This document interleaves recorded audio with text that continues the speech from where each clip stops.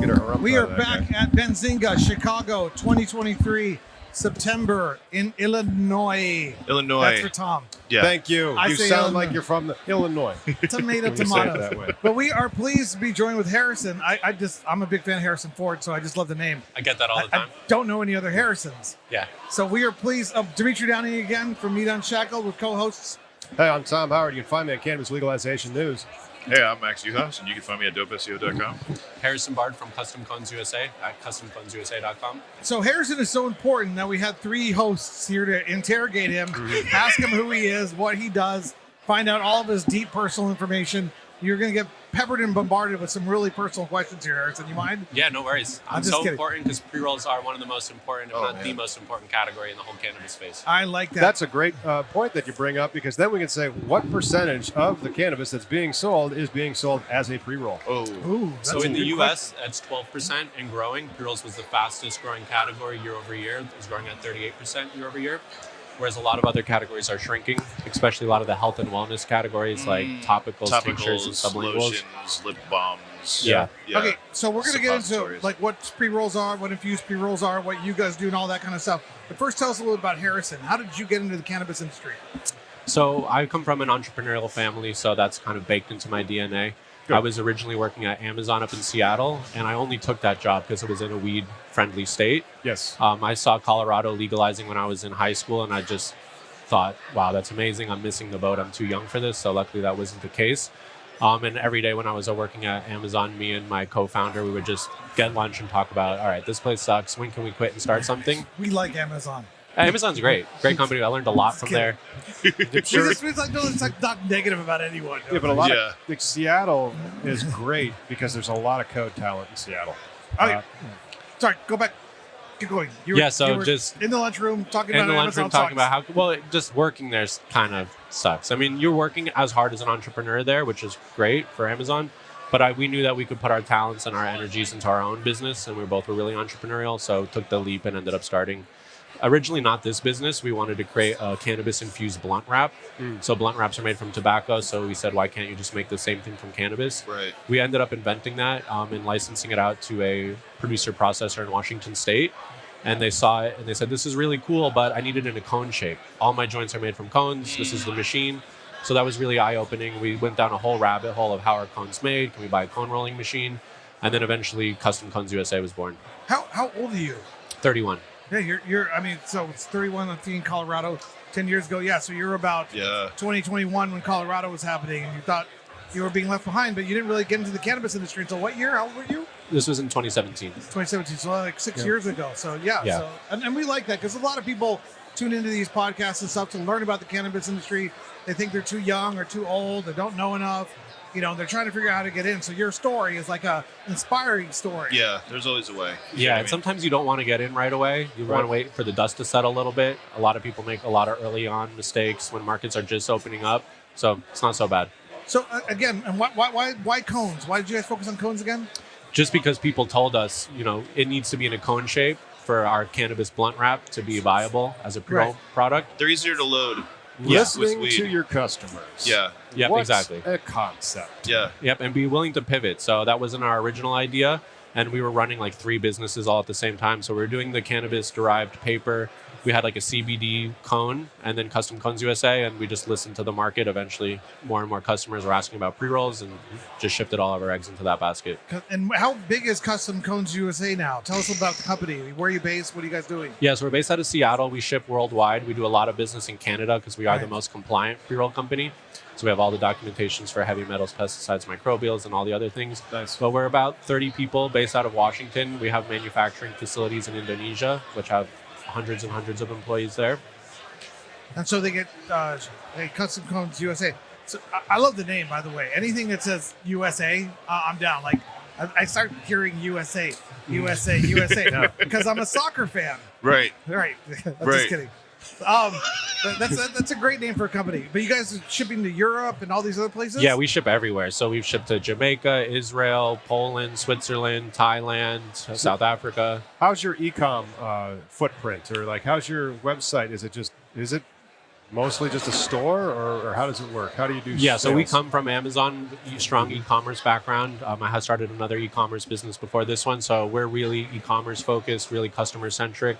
So yeah, you could buy everything on our website. We're a general B2B company. We do have a lot of consumers that shop on our website, but we have all of our wholesale pricing directly on there, quantity discounts, loyalty program, all sorts of e-commerce features. Have you expanded into like a knockbox kind of creating the pre-roll machine that is specifically for your cones? So everyone's cones are the same size. So no matter what machine you're using, you could be pretty rest assured. Like all the main sizes, like the 109, 84, 98, the dog walkers, those are pretty much industry standard sizes. And with the machines, we don't manufacture any of them, but we look for the best machines in the market. We go to every trade show. And then pre-roll equipment manufacturers come to us because they see that we're the leading pre-roll supplier. So they ask us to sell their machines. And so we do a lot of due diligence. We test all of our machines. We have a demo room where customers can come in and use all the machines, but we get them hands-on. We'll typically sell them or get them to like a beta tester, a trusted customer of ours first. So none of the machines do we manufacture, but we test all of them, and we're really confident that they're good quality machines before we'll sell them to our customers. Awesome.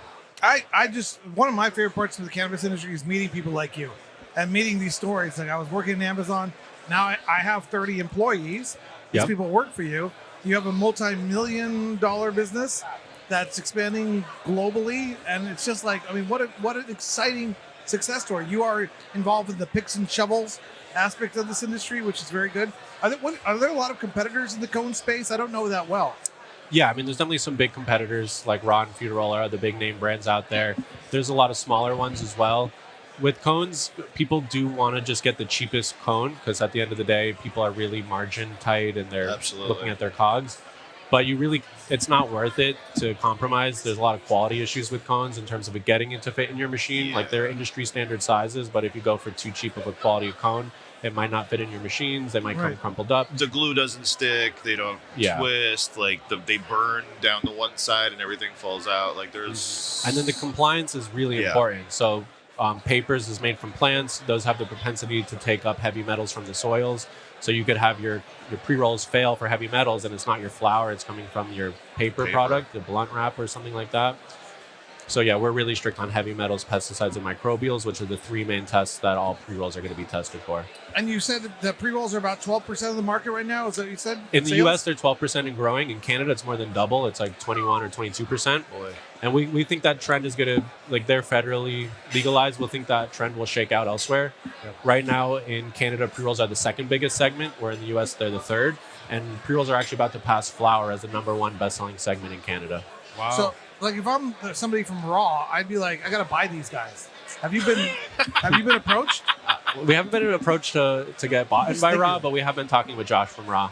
Great guy. Josh, he's from Phoenix. Yep. Make sure you get whatever he says in writing, because I've read stories and lawsuits about it. Well, all I know is that Custom Cones USA is the #1 best-known brand in the cannabis industry. Yep. And Raw isn't like doing a lot of promotion, getting on a lot of podcasts. So, I don't know what they're up to. Yeah, I mean, for the I'm just B2B saying. space, we are like the foremost experts in anything relating to pre-rolls. So it's not just the paper products. We also sell all the machines, and we have a thorough understanding of how they all work together in terms of like how do you increase your throughput or how do you reduce your cycle time and create higher quality products.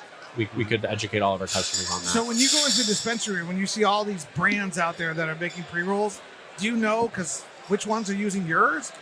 I'm not on the sales team, so I don't know 100%, but a lot of them I do know, and it's nice to see. Any well-known brands you want to give a plug to?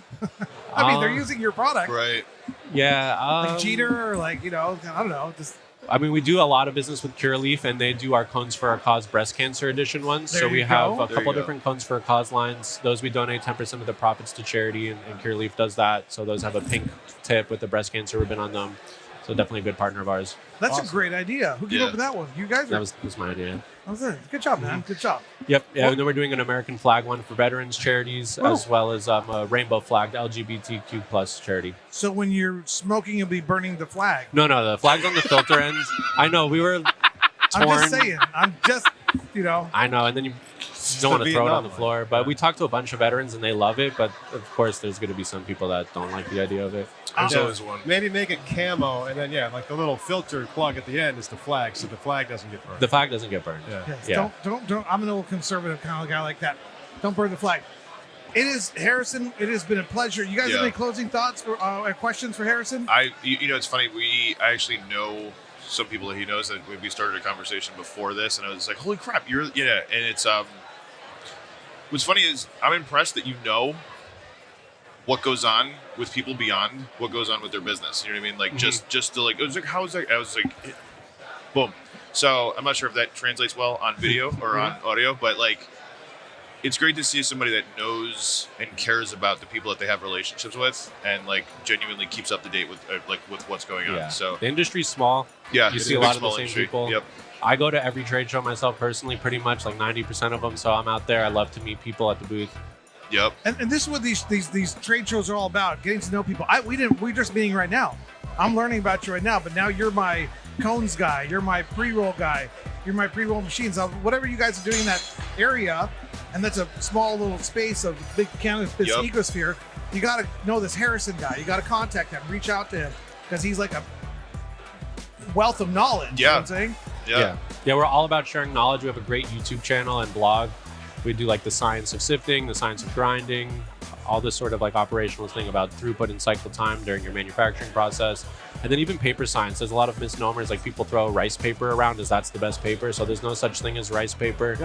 Even if you go to the website of like the leading brand that was selling rice paper, there's a little asterisk now that says that's just This for is not rice marketing. paper. There's no rice paper. Right. Because it doesn't come from rice.